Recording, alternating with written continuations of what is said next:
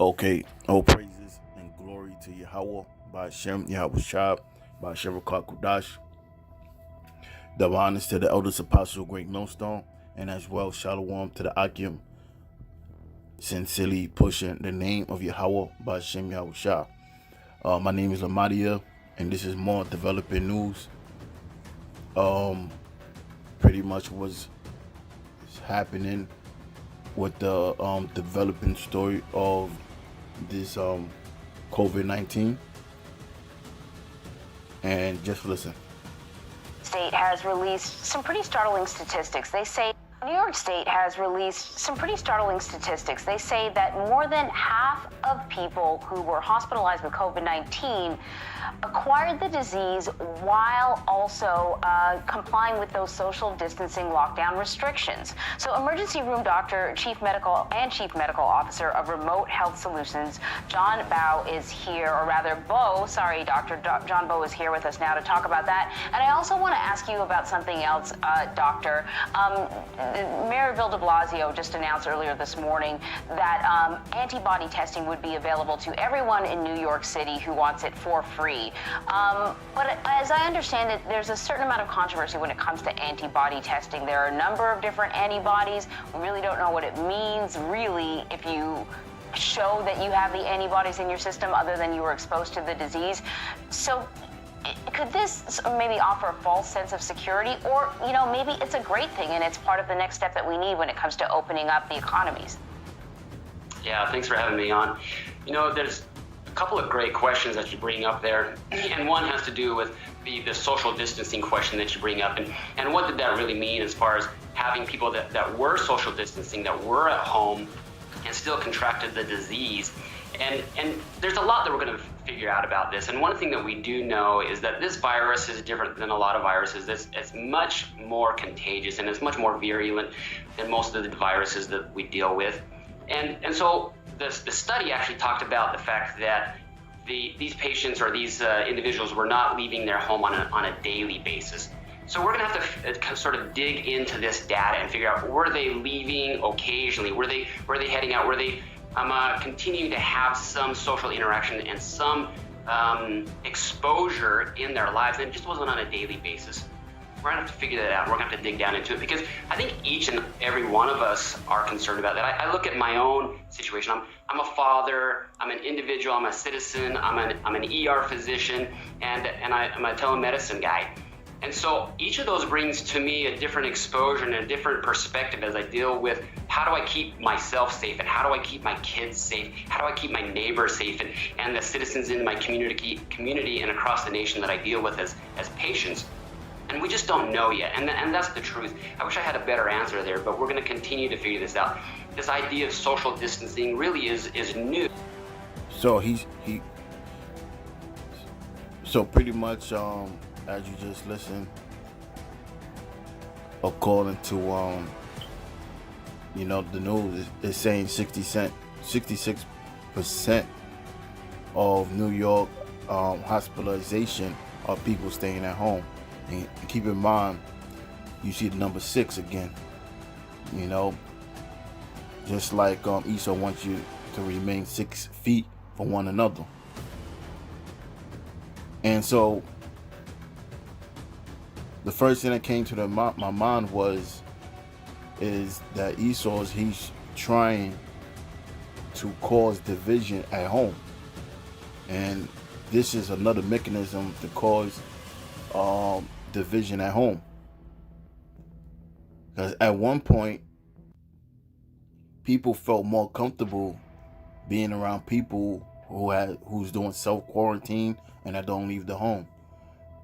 And if it's happening that people are still being affected even at home, so what happened to the family at the home? That what's going to end up happening is it's going to be a lot of discrepancies, a lot of fighting going on in the home, a lot of arguments, and a lot of people is going to be trouble. So this is Matthew 24 and 9. Then shall they deliver you up to be afflicted, and shall kill you,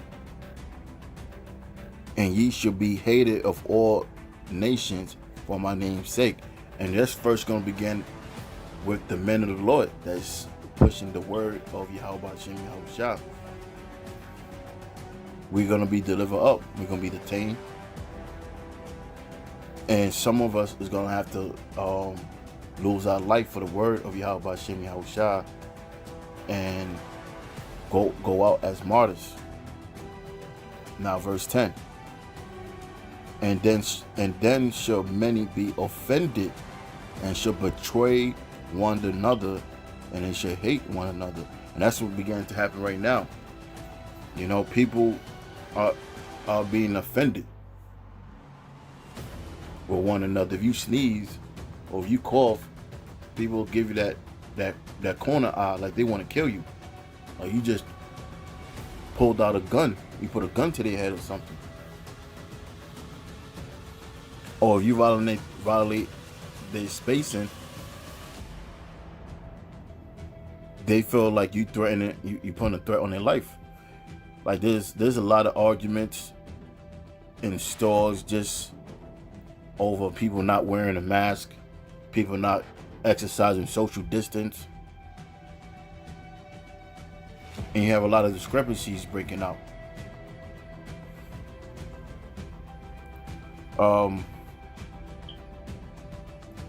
Verse 10, and it says, and shall betray one another, and many false prophets shall rise and shall deceive many.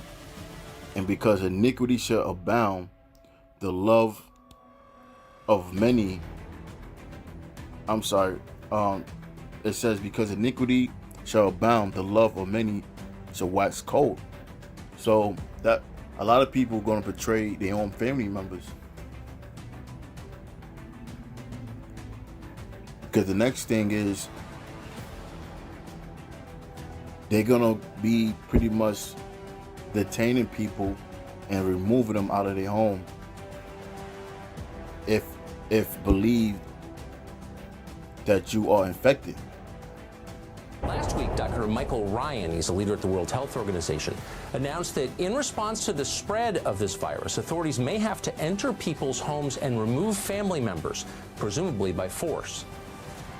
In most parts of the world, due to lockdown, most of the transmission that's actually happening in many countries now is happening in the household, at family level. In some senses, transmission has been taken off the streets and pushed back into family units.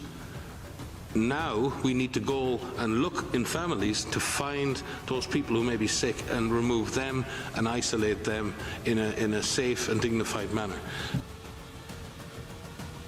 Just so you know, we're coming to your house, seizing your children, and, quote, isolating them in a safe and dignified manner, whatever that means. Now, that's not something that under normal circumstances officials casually drop during briefings. It's the kind of statement that might trigger violence. People don't respond well when you threaten to take their kids.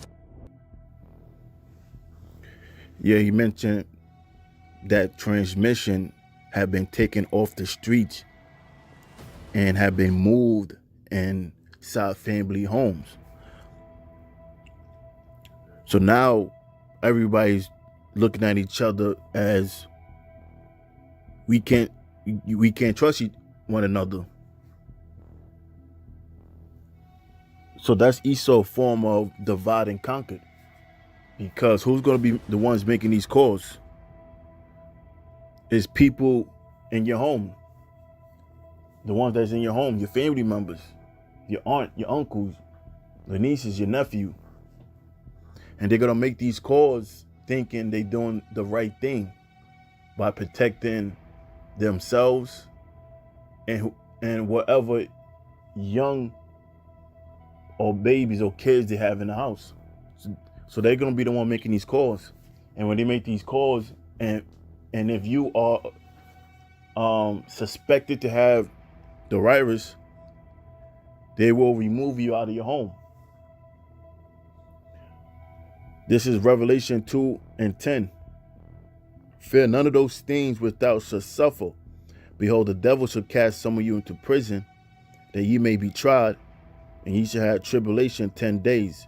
Be thou faithful unto death, and I will give thee a crown of life.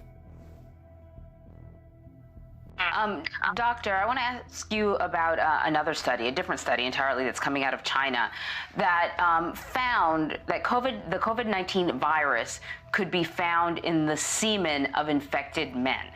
Does that mean that this might be a sexually transmitted disease as well? Yes, I'm glad you asked me that question because that's been of significant interest because let me start by saying immunologically, there are privileged sites in the body that are not readily attacked by the immune system. One of those areas is the inner portion of the eyeball, the thyroid gland, the ovary, and of course the testicle. These are called immunologic privileged sites. So it would stand to reason that the virus could reside there without being destroyed by the immune system necessarily for some period of time. That being said, it's possible that sexual intercourse may actually result in transmission of the virus. And I'm trying to get data on the patient's age and how long they have had the disease. Does this virus stay in the semen for a prolonged period of time, say a week, 2 weeks, 2 months? We simply don't know. The Chinese did the study on 38 patients, and only 7 of them were noted to have the virus in the semen. But 7 out of 38 is a fairly large number. This is Psalms 52 and 2. Thy tongue deviseth mischief, like a sharp razor working deceitfully. Because Esau has a motive behind everything he does. He always have alternative motives. It says, verse 3, thou lovest evil more than good, and lying rather than to speak righteousness. And that's what he does. He likes to lie. Because all Esau really want to do is bring forth this microchip and this new world agenda. But for him to do that, he has to divide and to conquer.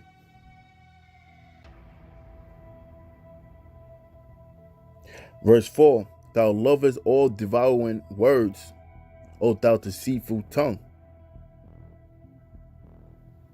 The Most High shall likewise destroy thee forever.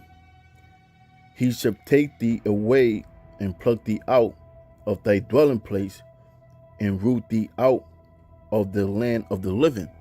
So that's what's going to happen with you so-called white people. The Most High is going to bring them down, beginning with the elites, and reestablish the nation of Israel back into power.